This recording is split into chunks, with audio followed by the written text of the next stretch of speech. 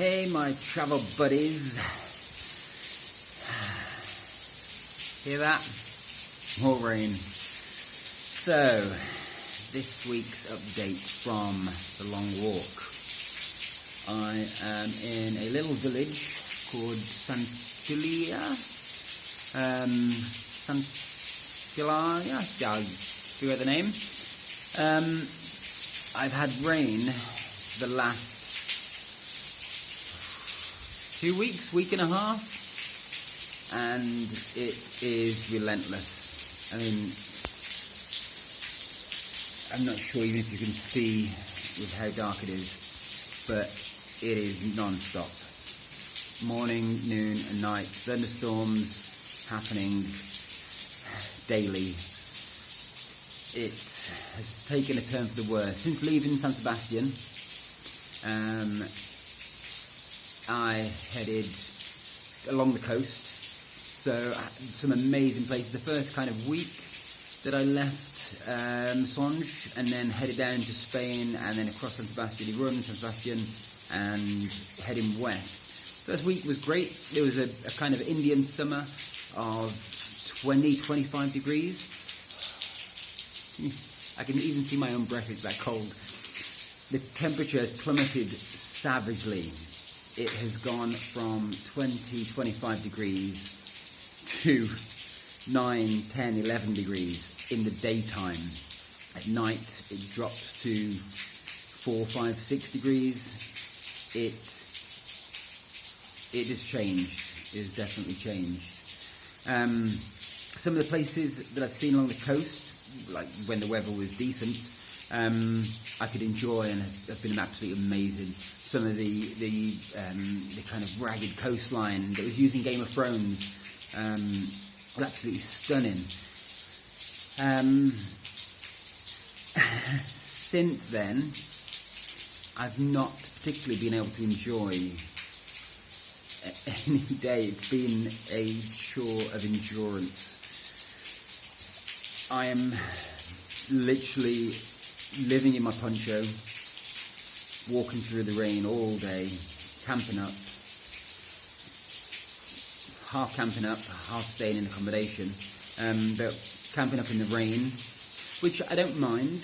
I mean, it's part of the course. That's what I wanted to do, though my equipment is very much kind of summer autumn gear. It's not winter gear, and the temperature has definitely dropped to kind of winter temperatures. To travel light and carry gear and equipment for 4 seasons is difficult, especially in a backpack. If I was cycling, maybe it'd be a different story. I would have the ability to carry a bit more of that my equipment. I don't have the means of just jetting what I've got and then buying new. That's an expense I don't have, or I can't afford. I've also been forced to stay in accommodation because everything that I have is just getting damp all the time. Even just walking in the rain with poncho, everything's kind of covered, but it just gets damp. So stay in accommodation to try and dry out, get a warm shower, a warm bed. And tonight is one of those nights I'm spending more money than I planned on accommodation as well. Also, a lot of the albergue is nice. Maybe you can see the rain in the headlights.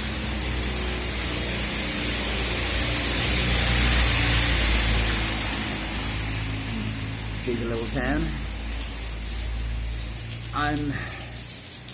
A lot of the albergues and the pilgrim accommodation is closed this time of year along this route, the Del Norte route. So the accommodation I am finding is not within a pilgrim budget. It's kind of B&Bs and kind of small hotels, which is I had an issue with the French side with just daily kind of expense. I mean, the food here is a lot cheaper. The coffee, I'm getting coffee for like €1, €1.50. I can eat cheaply. but the accommodation side of things is digging in, and at this rate I will run out of money again for Santiago. Even after staying in Masonge for the summer, it is taking its toll. The storm is not set to end anytime soon. There has already been snow along the north of Spain. There have been locals that have talked about snow as well, so that will make a massive, massive difference. There will, to my being able to hammock camp, there will come a point where I will be unable to even use the hammock. It will not be an option. It will be too cold. It will just be too grim. I will just suffer. So yeah, I mean at the moment, and also the last kind of week or so, there's been so much of the route, the Del Norte route on roads, along national routes, and along main roads, and it has just been grey from tarmac to sky, which has not been fun. And also with not being able to enjoy where I am, all I'm seeing every day is rain, grey clouds, tarmac, and that's it. Daylight is also an issue.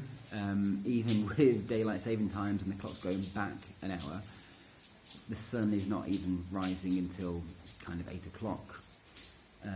With it being so grey and grim, I'm not seeing the sun at all some days. The rain, every now and then it will have a bit of a break for half an hour, and it will be replaced with 40-mile-an-hour winds. So then once I'm wet through, it then returns with gale force winds that will literally kind of blow me off my feet. Some of the variant routes that I've taken have been along some of the coastal routes, but it has been, the wind has been so bad that it's not even safe to walk along the coastal routes. So the only scenic routes I can take away from the roads are pointless because they're treacherous, they're dangerous.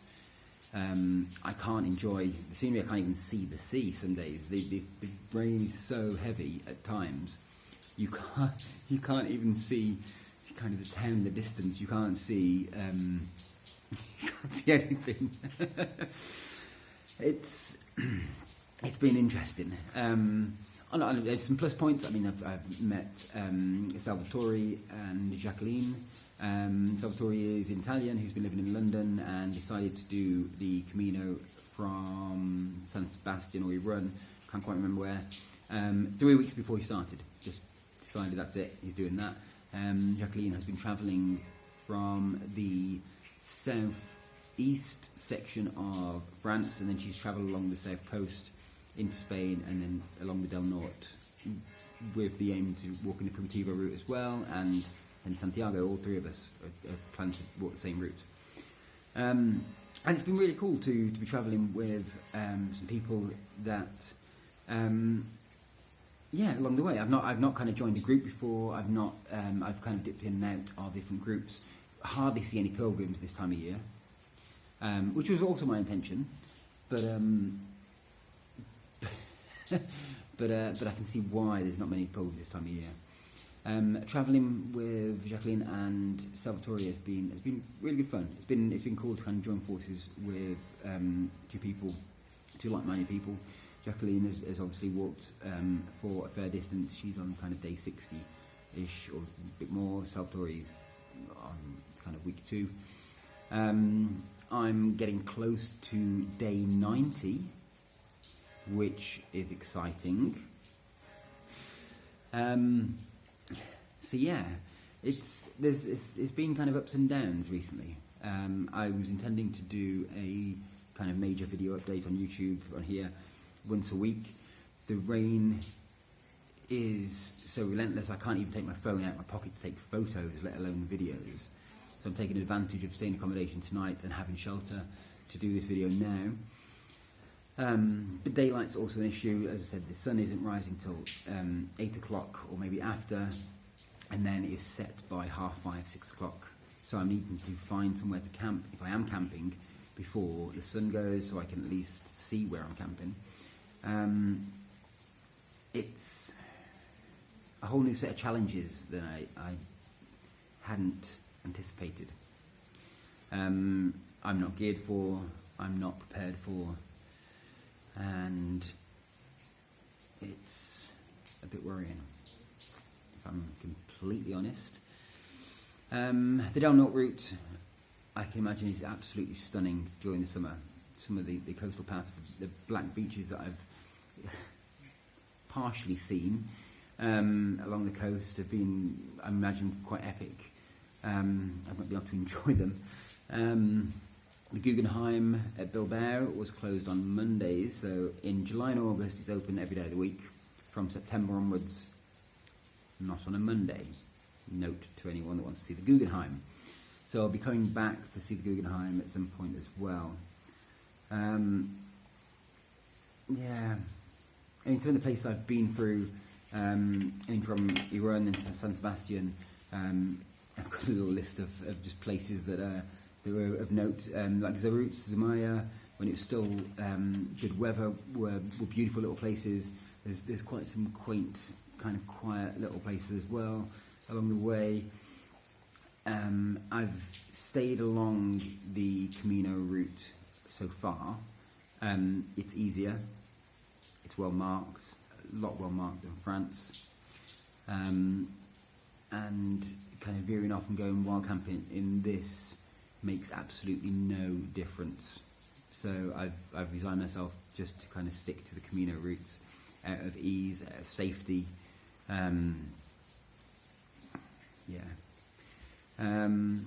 But then literally, Bilbao was rain, Laredo was rain, Güemes, where there's quite a famous albergue in Güemes. I didn't stay there, but popped in just to kind of see the place. And Somos, Santander, I went through today, which is Sunday, so everything was closed. But it's been a test. It's still enjoyable. I'm spending more time in coffee shops than I have previously, just to kind of get warm, have a café con leche, which is coffee with milk in Spanish. My Spanish is coming along really well, kind of. I'm learning Spanish quicker than I've learnt French. It seems an easier language to learn, or it just seems to be sinking into my brain easier anyway. But from here, I'm about 2.5, 3 weeks from Santiago, a week to Oviedo, and then that joins the Primitivo route, and then that's where it gets a bit kind of more wild and a bit more challenging, up over the Primitivo route, and then Santiago, which will take about 2 weeks. So I'm close. I'm so close. But yeah, we'll see. I'm getting close to possibly my 2,000 mark, my 2,000 kilometre mark. So that's an achievement in itself. But we'll see how this goes. Anyway, guys and gals, thanks for watching. If you want to keep updated, don't forget to like and share and subscribe and all that jazz at the bottom here. And thanks for watching. And hopefully the eternal storm will pass and I will actually be able to do kind of proper updates weekly and keep you informed as to what's going on. Also find me on Instagram and Facebook, Anton's Postcard, or search for the hashtag. Everything's hashtagged Anton's Postcard, and you'll find it all there. Cheers, guys. Hopefully I'll see you in dry conditions soon.